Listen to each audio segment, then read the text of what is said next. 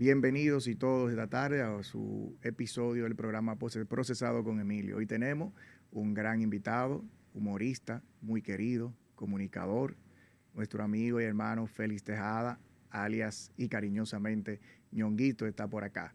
Así que bienvenido, Ñonguito, por tenerte aquí en este espacio. Agradecido de tu participación hoy acá y de todas las cosas que nos tiene por contar. ¿Cómo estás? Muchísimas gracias por la invitación, Emilio. De verdad, muy contento de estar aquí. Y para mí, estar aquí constituye una gran alegría, ya que estamos procesados. Y yo soy un procesado, Sí, evidentemente. como decíamos antes de iniciar la entrevista. Así es. Bueno. ¿Quién era Félix Tejada antes de trascender en los medios de comunicación como comunicador y humorista?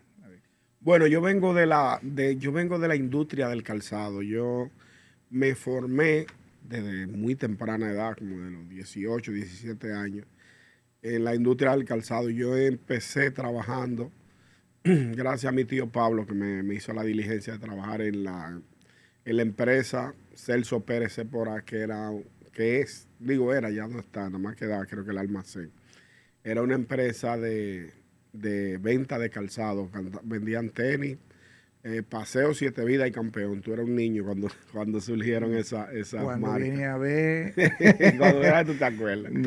Entonces, ahí iniciamos como en el año 87, 88. Okay. Y me fui desarrollando. No, yo no había nacido entonces. Tú eras un piropo cuando eso. Sí. Entonces, ahí me fui desarrollando. Primero empezamos en el área de empaque, luego pasamos al departamento de corte, costura, montura, y se abrió una brecha para mandar un grupo de los muchachos más jóvenes e inquietos de la empresa a hacer un curso avanzado de fabricación, corte y costura de zapatos. Okay. Y entre ellos me eligieron a mí, a un grupo como de 20, éramos en total. ¿Fue acá en la capital o no. Aquí mismo, era en Infotep. O sea, nosotros terminábamos nuestra jornada de trabajo tipo 4:30. Entonces un vehículo, un autobús de la empresa nos llevaba a Infotep. Entonces ahí estudiamos primero el corte, después el corte de la piel, el corte del zapato, costura, montura. O sea, hicimos todo el proceso de diseñar el zapato hasta coserlo y montarlo. Y fue un proceso de 2 años que duramos de lunes a viernes diariamente en ese proceso de... Eso fue en tu juventud. Estaba yo en lo plástico. en tu larguita juventud. Exacto. Pero vamos un poquito más para atrás. Tu infancia. ¿Cómo fue tu infancia y dónde creciste? Bueno, yo nací en San Francisco de Macorís. Sí. Porque mi madre, yo fui el primer hijo de mi madre. Fui el primero de mi familia. Entonces mi padre trabajaba en Santiago, porque era maestro constructor. Y mi madre estaba aquí en la capital sola, ya con el embarazo bastante avanzado. Entonces ella decidió, ya cuando iba a dar a luz este actorazo, irse a San Francisco, donde su madre, para que ella le asistiera. Entonces yo nací en San Francisco, pero no fui declarado allá porque yo apenas duré como un mes allá. Luego que yo nazco, mi padre termina el trabajo que estaba haciendo en Santiago y regresa de nuevo a la capital. Okay.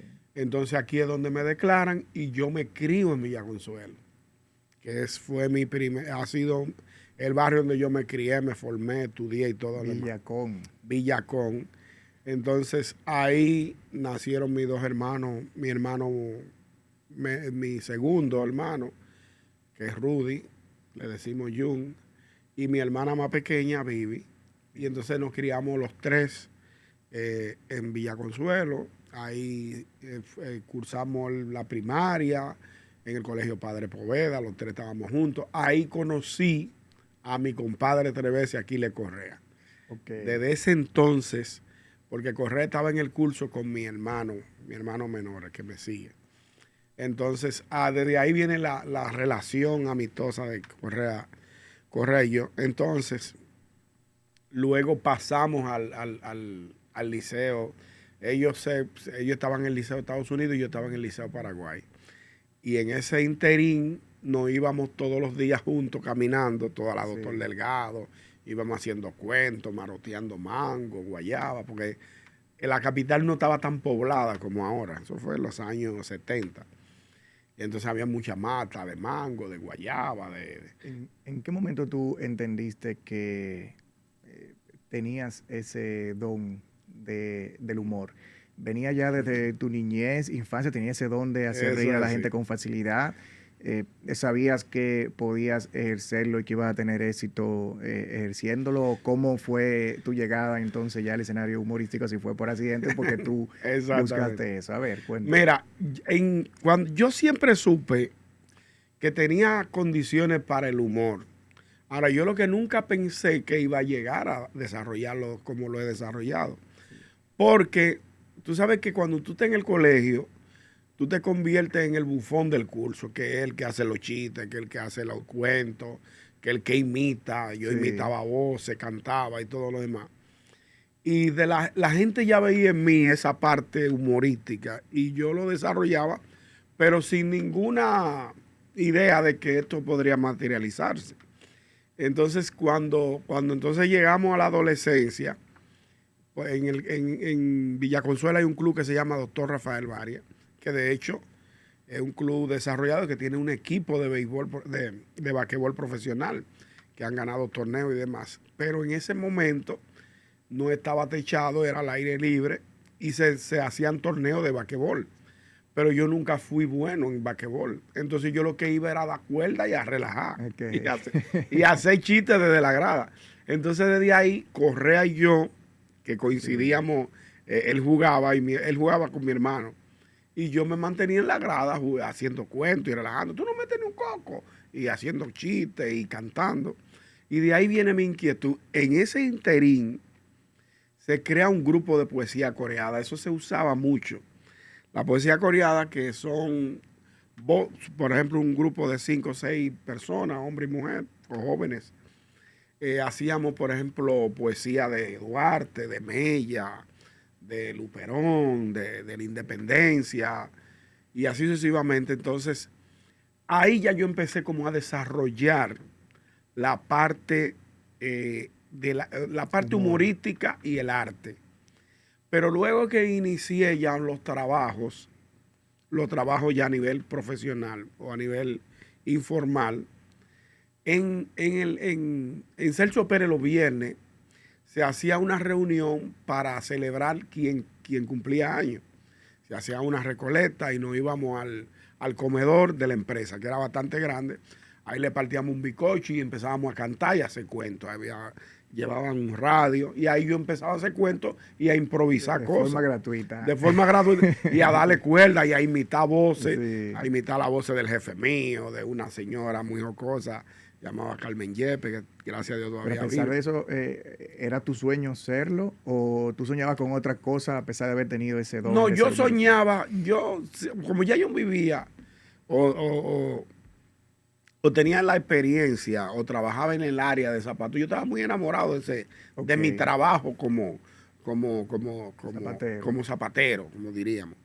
Mi sueño era dirigir y lo logré. O sea, luego que terminamos el curso en Infotet, entonces se nos hizo un entrenamiento a cada uno del grupo y nos repartieron en diferentes departamentos. A mí me pusieron en el departamento de corte, otros fueron al departamento de costura, otros de montura, otros de empaque, otros de despacho. O sea, nos dividieron. Y en ese interín, entonces, me hicieron una especie de training, un entrenamiento. Y luego, como a los 2 años, me hicieron supervisor. Me hicieron supervisor de uno de los departamentos. Ahí yo empecé a desarrollarme ya como supervisor. Me casé, tuve mi primera hija. Y vivía ahí mismo en Villaconsuelo, cerquita. Sí. Entonces, llegó un momento difícil, que fue cuando el gobierno del ingeniero Hipólito Mejía, el dólar se disparó al 60 por 1. Entonces, ¿qué implicó esto? Esto implicó que la materia prima con que se compra, la materia prima para hacer los zapatos se compran en dólares. Okay. En consecuencia, como el dólar estaba tan caro, eso le elevó el costo de la fabricación de los zapatos y no era sostenible poder seguir fabricando zapatos. Entonces, en esa condición empezaron a despedir personas, a votar gente, empezaron a votar personal y se fueron reduciendo todos los departamentos, se fueron uniendo, hasta que me tocó el turno a mí de que me cancelaron. Pero antes de eso, ya Correa trabajaba en el mismo golpe. Entonces, yo trabajaba ya como vendedor en la calle, independiente. Pero de tu sueño de ser zapatero, de lograr dirigir una empresa, ¿viste cómo entonces se disolvió prácticamente una empresa que tú trabajaste y que iba a pasar con Ñonguito después de ahí? Cuando salgo de la empresa, entonces, uno de los que era mi jefe, Rafael Miranda, a quien le tengo un agradecimiento eterno, formó una empresa llamada Orma S.A. En esa empresa yo entré como supervisor también, pero hacía falta un chofer, yo no sabía manejar, entonces un compañero de trabajo me enseñó a manejar. Yo llegaba una hora antes y practicábamos ahí mismo en el sector donde estaba la empresa, eso es Los Prados. Y aprendí a manejar, saqué mi carnet de aprendizaje y luego saqué mi licencia. Entonces empecé a trabajar en las ventas del zapato. Ya yo visitaba todas estas tiendas, Plaza Lama, Plaza Isa, El Encanto, Zona Franca, de todo. Entonces, cuando yo estaba en el proceso de venta, yo escuchaba el mismo golpe. Ok. Mientras iba haciendo los despachos, la entrega de venta. Y te daba tu llamada. Y daba mi llamadita al programa. Y por ahí empecé. Y empecé a tener interacción con el programa, gracias a que el compadre estaba ahí. Y el compadre me decía, me llamaba, ¿tú estás oyendo el programa? Sí, sí. De eso sí yo me recuerdo. ¿Tú te acuerdas de eso? ¿Tú estás oyendo el programa? Sí, Digo, me sí. recuerdo de eso. ¿Tú puedes opinar? Digo, sí. Entonces era muy difícil comunicarme. Sí. Entonces ellos lo que hacían era que ellos me llamaban a mí desde la cabina. Porque ya tú te convertiste en un contenido. Exactamente. Ya yo me hice hábito, ya era un hábito para mí escuchar el programa y llamar para opinar de los temas que se trataban. Sí. Que por lo regular eran temas triviales de lo que pasa comúnmente en los barrios.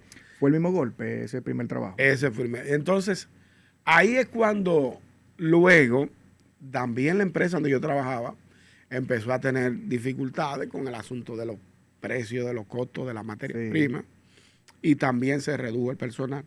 Y en eso yo salí de la empresa de Orma S.A. Cuando salgo de la empresa, coincidencialmente, porque Dios tiene todos los planes en su poder, Correa le hicieron una oferta a Pinky Pintor, productor de Telesistema y director de cine.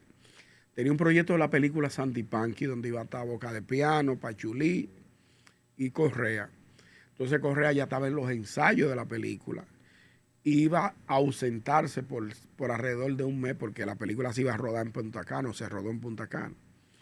En eso le dice Correa a Jochi, mira, ¿qué tú crees si Ñonguito viene a cubrir mi vacación? Como unas vacaciones, porque él no iba a poder estar en el programa.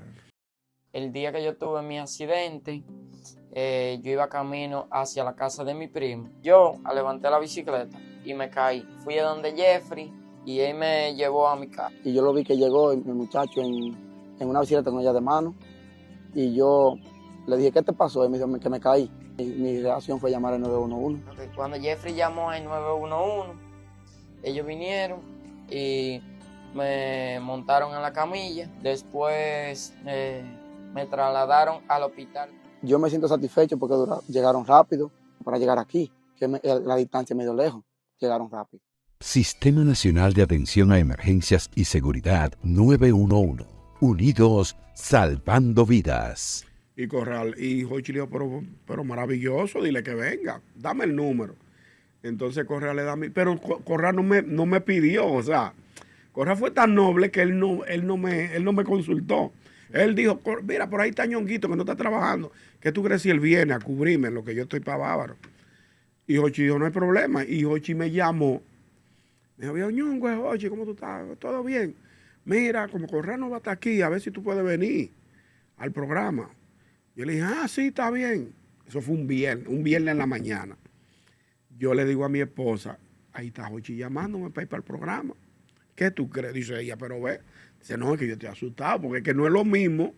No es lo mismo tú hacer una llamada y opinar de un tema que tú sentaste Todos los días ahí. todos los días ahí A entretener. a enfrentarte a un público que es despiadado. Sí. Porque si tú no la pegas ni tienes la gracia, los tigres van a decir, y ese desabrío que tú tienes ahí, ese Exacto. charlatán. Sáquenlo de ahí. Sácame eso no corre a nada. Entonces yo temía que yo que me pasara eso, que yo no hiciera un buen papel. Ese día yo no fui al programa porque me apreté, o sea, no fui.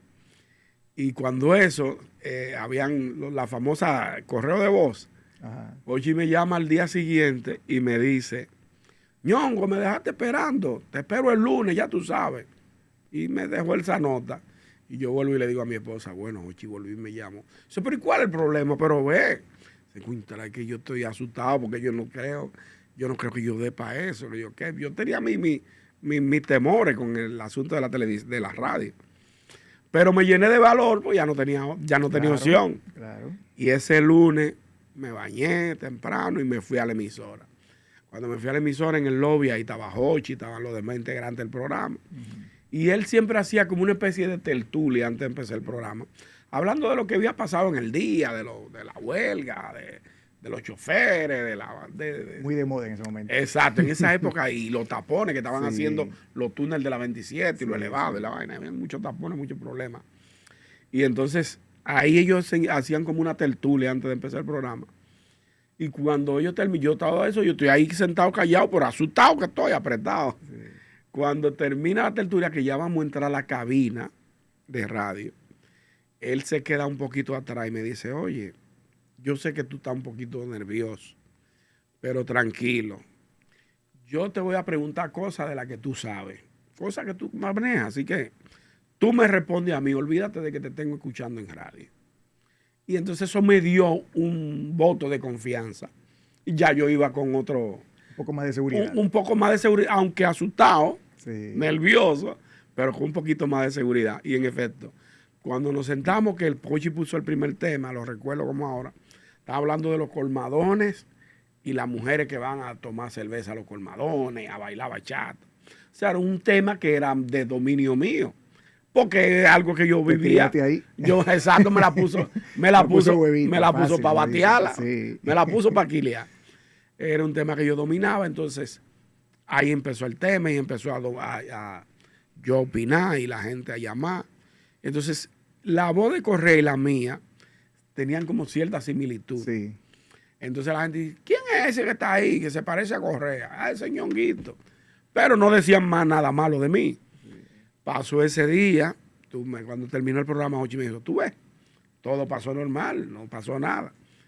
Entonces él me dijo, lo que vamos a hacer es que tú vas a venir 3 veces a la semana. Porque siempre cuando Jochi tiene la costumbre de que cuando él inicia un proyecto con una persona nueva, él siempre le pone días específicos para ir. Y para que empiece más Para suave. que, exacto. Entonces yo no iba todos los días, yo iba lunes, miércoles y viernes. ¿Tú sentiste en algún momento de toda esta carrera humorística y de la comunicación un miedo, ¿verdad?, a salirte o algo que te haya marcado, que tú hayas puesto en incertidumbre tu continuación en los medios de comunicación? Sí, hubo un problema, una situación. Oye, lo que pasó. Mi madre, que vivía en ese momento, que estaba todavía, vivía y yo iba todos los días a visitarla. Lo que pasa es que los padres de uno no quieren que uno salga de tu carrera o de tu carrera técnica o profesional. Y mi mamá y mi tío, que eran los dos pilares míos, pues ya mi padre había muerto, siempre me insistían en que eso era un trabajo de momento. O sea, ellos me decían, mira, tú estás ahí donde Jochi, pero sigue buscando trabajo, no descuides tu plaza de la zapatería, de la fábrica, de la venta. Sí. Y ya yo estaba cogiéndole el gustico a la comunicación, porque primero es un trabajo de 5 a 8 de la noche, 3 horitas. Segundo, pagaban mejor que la zapatería. Segundo punto. Y te gustaba. Y segundo, me gustaba y era como sentarme a a relajar, a hablar, Sí. a chelchar. Entonces, ella insistía mucho y mi tío me decía, mira, yo sé que tú lo haces bien con Jochi y todo lo demás, pero acuérdate que tú tienes una profesión, que tú tienes un trabajo, que eso es lo que tú tienes que ejercer. No le cojas, no te confíes de estar en ese medio. Acuérdate que tú tienes un trabajo. Y entonces yo volví a trabajar en la zapatería. Pero entonces tenía la incertidumbre de si me quedo en la zapatería o si me quedo en los medios de comunicación. Y en ese trajín, yo recuerdo que yo trabajaba en la última empresa que trabajé, zapatería, por supuesto. Yo salía casi a las 5. Entonces tenía que salir huyendo. Yo tenía una guaguita El mismo golpe. para el mismo golpe. Y llegaba a veces hasta con el carnet colgando y como con mucha premura. Ese estrés de vida. Era un estrés muy fuerte. Entonces Jochi me llamó un día a la oficina. Y yo sabía que no era para nada malo porque no estaba pasando nada. Porque cuando llaman a uno para la oficina, me dice, Sí. diablo, me van a botar recursos humanos. Sí. Y entonces fui a la oficina y entonces él me reuní con el financiero de la empresa, don Abraham y Jochi y la vendedora del programa. Y me dijeron, mira, nosotros vemos que tú llegas todos los días como muy atareado al programa, sudado, como huyendo, como muy a prisa, como que está cogiendo mucha lucha. Nosotros te vamos a proponer que te vamos a pagar esta cantidad de dinero y te vamos a pedir que llegues a las 4:30 al programa. Ese es el convenio. Para que no pide un permiso allá o buscarle la vuelta, pero nosotros necesitamos que tú estés en el programa de lunes a viernes antes de las 5.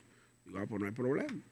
Con la oferta que me hicieron de dinero, digo, yo lo que voy a dejar que Claro. yo lo que voy a dejar que el jodido trabajo. Sí. En efecto, yo hablé con los dueños de la empresa, le planteé y ellos fueron flexibles. Me permitieron salir una media hora antes y eso me permitía ir a mi casa, bañarme, cambiarme y ir al programa. Entonces tuve esa pequeña incertidumbre si dejaba o volvía a la zapatería. Exacto. Al final dejé la zapatería y me dediqué a los medios de comunicación. Pero no obstante a eso, cuando tú entras al mismo golpe, un programa con tantos rating y tanto comercial y tanta publicidad, empezaron a llegarme publicidad para que yo la hiciera. Pero ¿qué sucede? Yo no tenía la destreza para hacer publicidad. Léase, para hacer un comercial con las técnicas que hay que tener. Sí. Entonces, Maribel de los Un nuevo Santos reto. Maribel de los Santos me consiguió una escuela de locución para que yo fuera los fines de semana. Justo Méndez, mi profesor, que le agradezco la vida entera, y estudió Brea Frank. Muchos comunicadores han pasado por esa escuela, que está por ahí, por la 27 de febrero. Entonces yo iba todos los sábados y los domingos a la escuela de locución Justo Méndez, mi profesor de toda la vida, que le agradezco infinito. Entonces ahí yo empecé a tomar la técnica de promocionar. Exacto, cómo engolar la voz, cómo entonar, cómo enfatizar en un comercial, cómo hacerlo adecuadamente, maestría de ceremonia. O sea, yo hice el curso, a la parte final del curso no terminé, porque entonces empezó divertido y entonces ya no me daba tiempo ahí los domingos. ¿Qué aprendizaje de vida te ha dejado trabajar tanto tiempo en el mismo golpe? Justamente ahora en abril de este año yo cumplo 20 años en el mismo golpe. Yo entré en el 2006, el 20 de abril del 2006 fue mi primera aparición en el mismo golpe. Yo he dicho, y lo dije en una entrevista que hicieron recientemente, estos son los únicos 20 años que yo le digo a Gardel, con el respeto que me merece, que tú sabes que Gardel dice que 20 años no es nada, dice la canción de Gardel. Para mí estos 20 años no han sido nada, en el sentido de que no han sido pesados, como tú trabajas en una construcción, como tú trabajas en labor de fabricación, porque es un trabajo muy arduo. Estos 20 años han sido para mí como un recreo, aprendizaje. He viajado, he aprendido, he tenido mucha participación en radio y en televisión. Porque cuando uno empeña una labor que ama, ya te automáticamente deja hace ese trabajo. Exactamente. A mí me pagan por algo que para mí no es trabajo. Trabajo era lo que yo hacía cuando yo trabajaba Exacto. en la zapatería de una chelcha. Sí. Entonces, el aprendizaje que hice con la escuela de locución, después hice unos cursos de actuación con Josema Rodríguez, porque también yo me he ido preparando en la medida que me han ido llegando la oportunidad. Sí. Entonces, en el año 2008, llegó la oportunidad de participar en la primera película que yo participé, que fue Santa Claus, que fue protagonizada por Correa, Manolo Zuna, y un elenco formidable de actores. Ahí lo hice regular, porque me pusieron un papel de un mecánico entremetido de barrio, algo que yo dominaba. Pero ahí yo sentí la necesidad de hacer algo para prepararme. Entonces aproveché un curso que tenía José Más Rodríguez de actuación y cogí un taller de actuación con José Más Rodríguez que me ayudó mucho para saber modular. Tu mismo, exacto. Para poder... tu mismo escenario de voz, exacto. de humorista. Exacto. Tenía que tener algunas técnicas que me hacían falta. Y entonces ahí perfeccioné un poquito ya para las demás películas. ¿Cuál ha sido la broma que más te ha metido en problemas?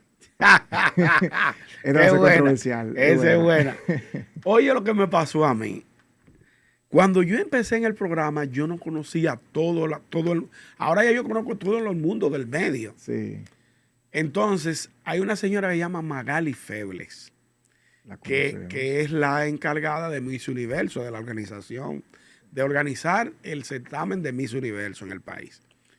Yo veo mientras yo estoy en mi casa, que fui a la hora de mi almuerzo, estoy viendo que están hablando de que Magali Febles tiene un monopolio con el asunto de Miss Universo, que nada más es ella que lo produce y eso y aquello. Entonces ese mismo día, Jochi hacía una sesión que se llama El Desahogo Farandulero.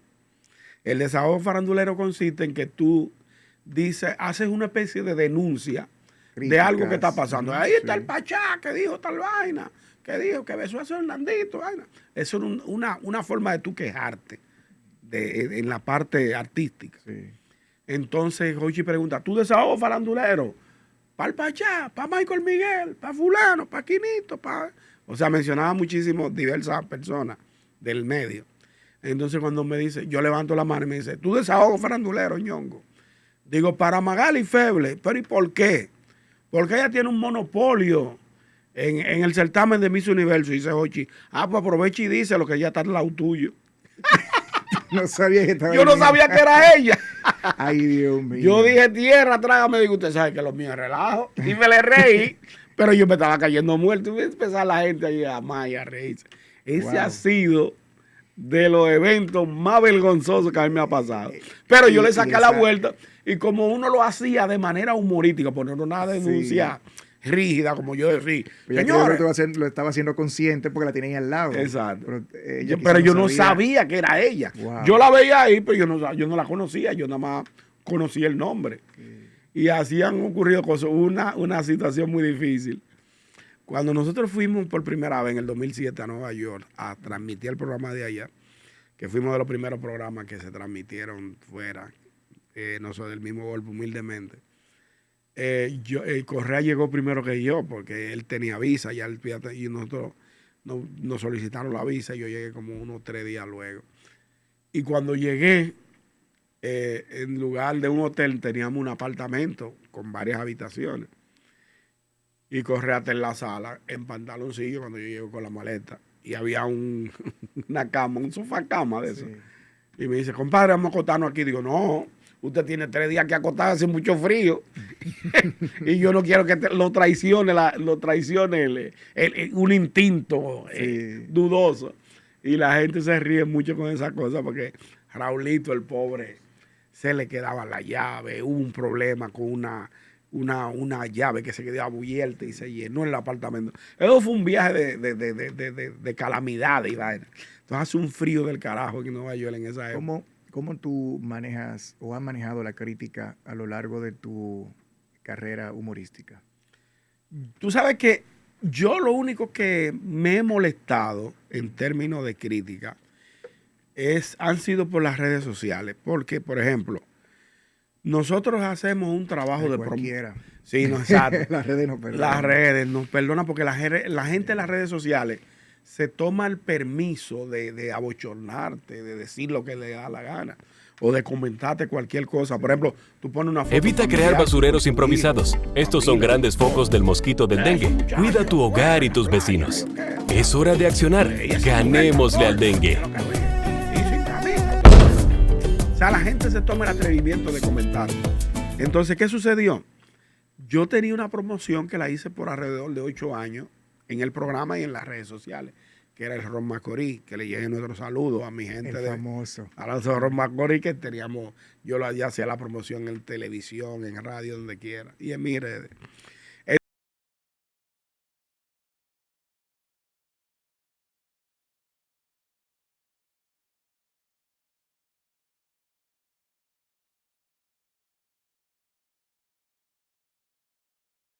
Entonces, yo semanalmente rifaba a Ron Macorís y hacía promociones y demás. Y en una ocasión yo hago un video muy bonito para un aniversario de la empresa de vinícola. Y un tigre me escribe en el pie de la promoción. Ñongo, ese Ron Macorís, eso de una resaca que ni el diablo la aguanta. Digo yo, cuño, pero, perdón la palabra. Digo, pero tú no ves que esto es una promoción que me la están pagando. ¿Cómo tú te ponías a criticármela así abiertamente? Exacto. Y le mandé una nota de voz con toda la mala palabra que yo me sabía. Y entonces Habló luego con tu lo dije. comida. Coño, no contrapires con la comida de mis hijos. Porque si tú tienes esa camisa y tú vienes aquí y dices, señores, esta camisa la pueden conseguir en la tienda fulano. Esa camisa no sirve, eso se rompe de una vez, eso se destiñe de una vez. O sea, la gente son implacables. Exacto. O sea, la gente se toma el permiso. Porque yo siempre he dicho una cosa, que lo dice Irving Alberto Manín, que yo le he tomado la palabra. Si yo no voy a hablar en bien de un producto, yo mejor no hablo. O sea, por ejemplo, a mí no me gustan las cosas picantes, pero la comida picante hay mucha gente que le gusta. Mi compadre Correa, a Ron Carlos, a Farú, a mi esposa le gusta. Yo no como comida picante porque el picante me molesta. Hay gente que lo tolera, yo no. Claro. Pero yo no puedo, porque tú te estés comiendo una comida mexicana, decirte, Bárbaro, tú te vas a comer ese picante, te va a joder, te va a dañar el estómago. O sea, si yo veo que una promoción, debo de respetar eso. Claro. Entonces la gente son muy impertinentes y se toma la libertad de acabar con todo lo que tú pones en la ¿Qué red. diferencia hay entre Félix Tejada y Ñonguito? Bueno, Félix Tejada es la parte como fuera del escenario. O sea, Sí.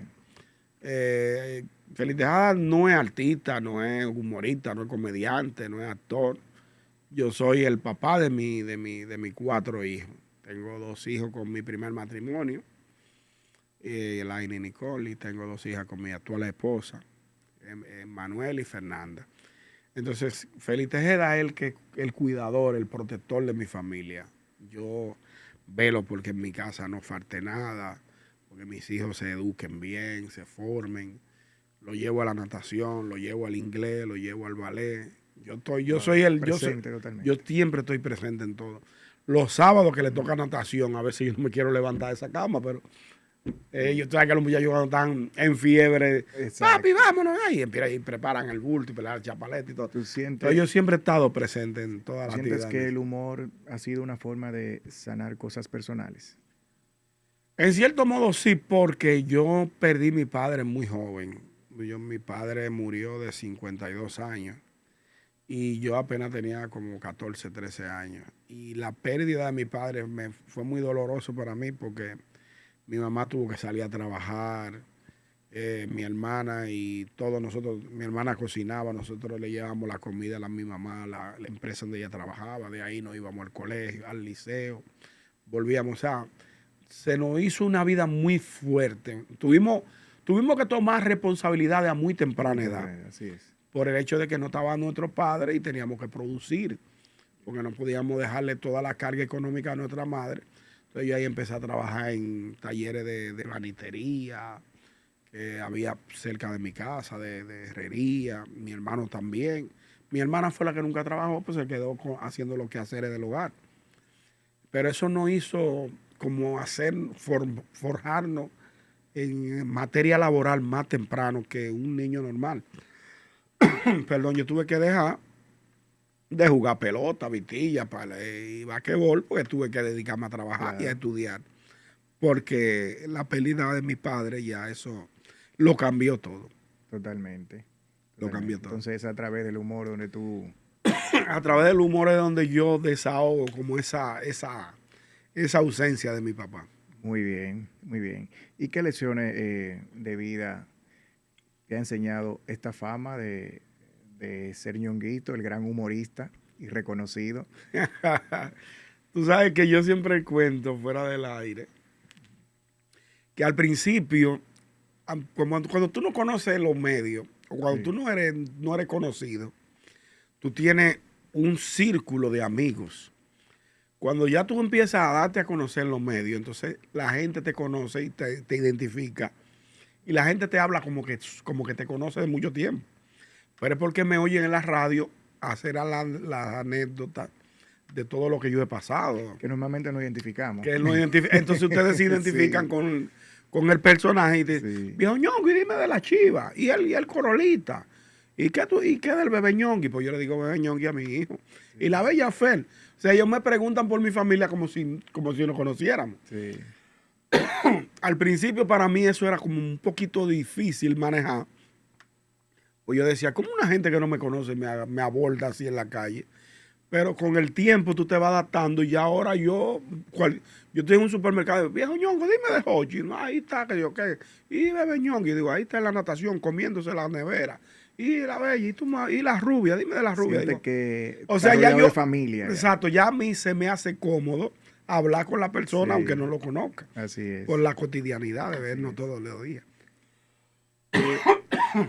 Ñongo, ¿qué tú visualizas a nivel de la sociedad que necesitamos en cuanto a la orientación, ¿verdad? A los jóvenes, ¿cómo tú visualizas esta sociedad? Un consejo que tú le dé a los jóvenes de cómo seguir sus objetivos de vida. Tú sabes que ahora mismo la juventud tiene una inmediatez de hacerse famoso o de hacerse rico, conseguir dinero rápido. Tal como yo te he estado narrando aquí en esta entrevista, que te agradezco mucho, yo fui preparando cada uno de los escenarios donde yo me fui moviendo. Cuando tuve que hablar por un micrófono, estudié locución. Cuando fui a hacer películas, estudié actuación. Sí. Y he seguido preparándome. Yo vivo escuchando. Y como yo no sé hablar inglés, pero yo trato de buscar cinta, de oír música, para uno tener por lo menos una orientación, porque a veces tú te vas al aeropuerto y tú llegas a Nueva York y si un oficial no habla español, ahí estás tú mirando para los lados. Hey, ¿qué es lo que él me está diciendo? O sea, hay que buscar la manera de irse, de prepararse en la manera de que tú vas avanzando. Y ahora los muchachos lo que quieren cantar dembow para pegarse como Bulín o como Chimbala o como Salapara, porque lo ven muy fácil. También en los medios de comunicación, los medios digitales, como el YouTube y demás, que permiten tantas indecencias, como diríamos claramente. Porque como el YouTube ha dirigido a adultos, los podcasts, lo en vivo y demás, se ha hecho como se ha normalizado el decir mala palabra, las canciones que hablan claramente. Se ha regularizado totalmente. Se ha regularizado la vulgaridad. Sí. Las relaciones sexuales en las canciones lo dicen claro. Yo quiero esto, que ponete allí, que hace esto. O sea, se dice todo muy explícito. Y yo quisiera que te retomáramos esa radio de antes, donde se cuidaban las formas, donde había una comisión de espectáculos públicos que suspendía al que hablaba mal, que daba un mal mensaje, las canciones que tenían un contenido alto o doble sentido eran prohibidas. Sí. Ahora hay un libertinaje y la gente cree que todo lo puede hacer. En la radio y la televisión, decir mala palabra, bailes vulgares, y la gente quiere como exhibir lo que no tiene. también las redes sociales envía un mal mensaje porque mucha gente en las redes son ricos. Nadie en las redes exhibe un plato de arroz con un huevo, unos camarones, una vaina, una piscina. O sea, la gente quiere mostrar una vida muy, muy ostentosa y no quieren bajar la realidad ni a vivir su realidad.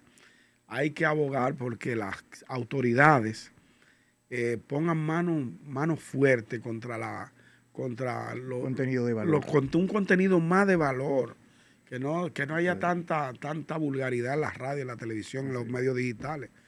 Vamos a pedirle a nuestras autoridades que traten de llevar un mejor contenido y que sean penalizados las personas que no llevan un contenido diáfano a la sociedad dominicana. Eso es lo que yo entiendo. Gracias por esa palabra, de verdad. Sé que tanto a mí como a todos los que nos escuchan hoy acá le va a servir.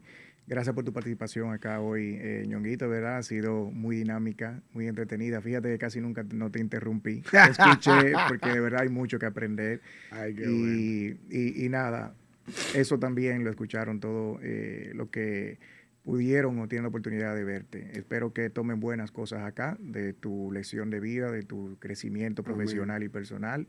Y espero tenerte de nuevo por acá en otro momento. Espero que se repita, Emilio, esta invitación. Me he sentido muy cómodo contigo, eres un profesional de la comunicación. Y me pusiste a decir cosas que en otras entrevistas yo no había dicho. Gracias por esta invitación. Muy honrado me siento. Igual, espero la invitación para la próxima. Ha sido todo por hoy. Hasta la próxima.